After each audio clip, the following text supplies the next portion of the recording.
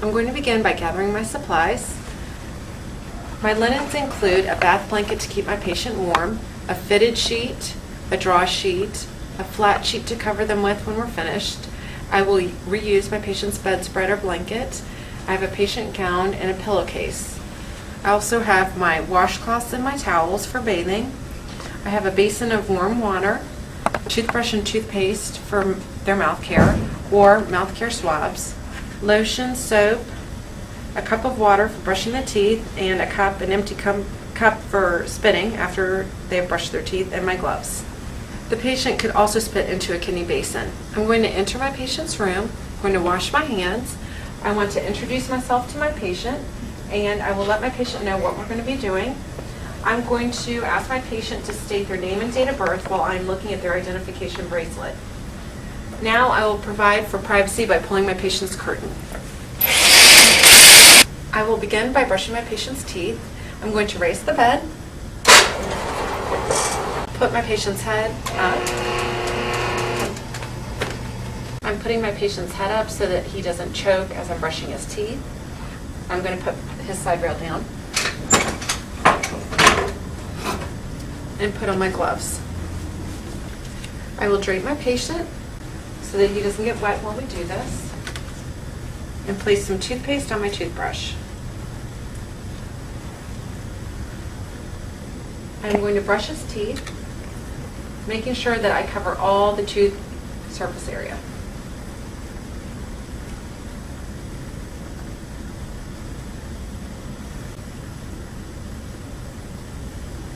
Now I will offer my patient water to rinse with, and then offer a cup for him to spit. Alternately, you can use mouth swabs.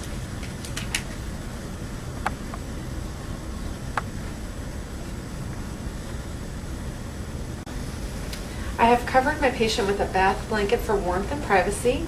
As I am bathing him, I will move his linens down as I go, keeping him warm and covered. I have untied his gown at the neck to loosen it to begin the bath. This is how to wrap your washcloth around your hand like a mitt. I want to place my hand in the middle third of the washcloth and fold it over, and then fold it in half towards my hand and tuck it under. I'm going to place both of my washcloths in the warm water. One is for washing and one is for rinsing. I'm going to wring out my first washcloth so that it's not dripping. I'm going to begin with washing my patient's face. We never use soap on the face. I'll begin with his eyes, starting at the inner canthus and moving outward, using a different part of my washcloth for each stroke.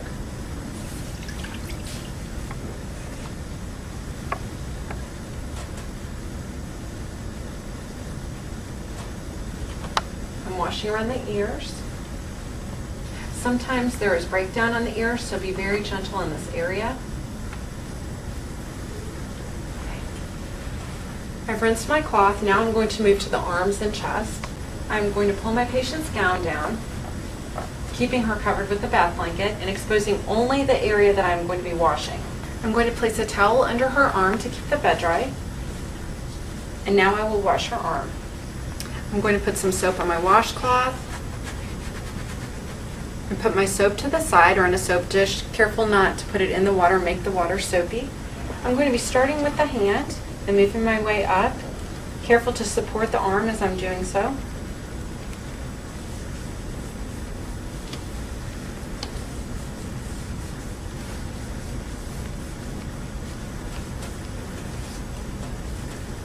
Now I will rinse thoroughly. As I'm doing this, I want to make sure that I've thoroughly rinsed all the soap off because I don't want my patient's skin to become dry.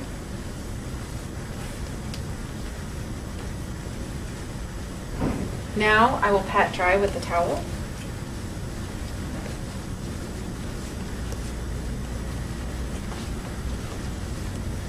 I would then put up my side rail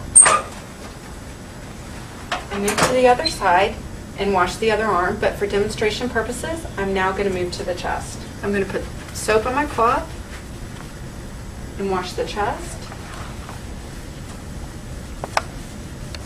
I'm going to displace the breast, wash under the breast,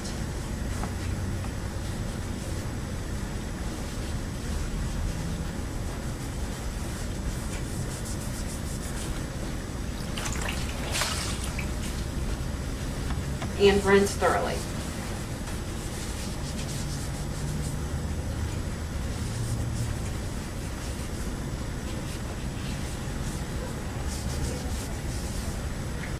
Now I will pat dry.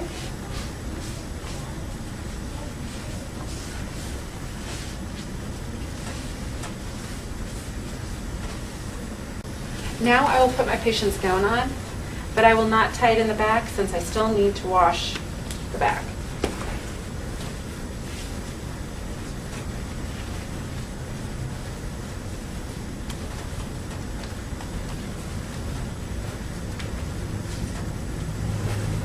I'm going to put the side rail up and lower the head of the bed. Now I'm going to be washing the leg, so I am going to hold onto the bath blanket and pull the linens down. I've exposed only the area that I'm going to be washing. I'm going to take off her sock. I'll place a towel under her leg.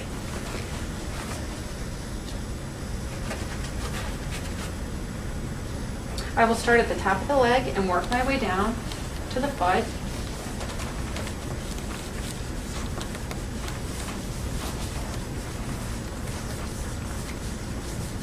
Once I get to the foot, I'm going to be very gentle,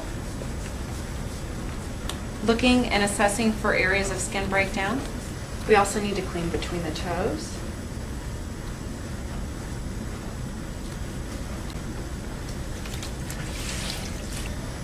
Now I will rinse off my soap.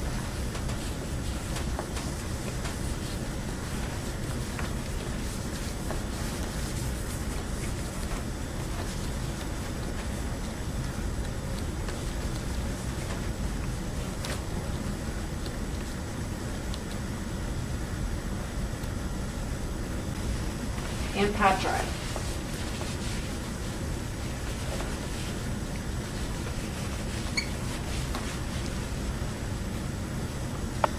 I would then go to the other side of the bed, wash her other leg, but for demonstration purposes, I'm going to move on and wash her back. I have assisted my patient to a side-lying position. She has a pillow for support of her head and neck. She's covered for warmth and privacy.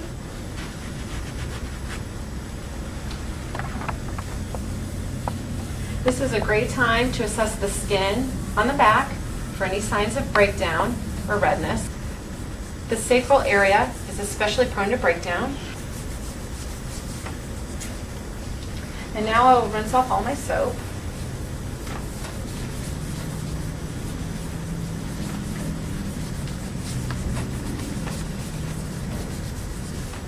And pat dry.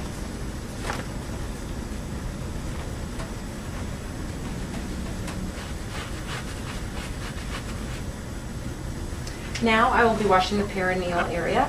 I will be starting at the front and washing towards the back, with each swipe using a different part of the washcloth. The final step will be to wash the anal area. And gently rinse off my soap.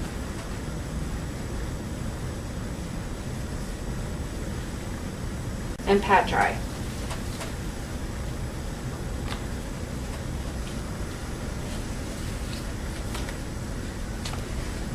Now I will place this in my hamper. Never throw linens on the floor and don't hold them close to you. You can apply lotion if you would like.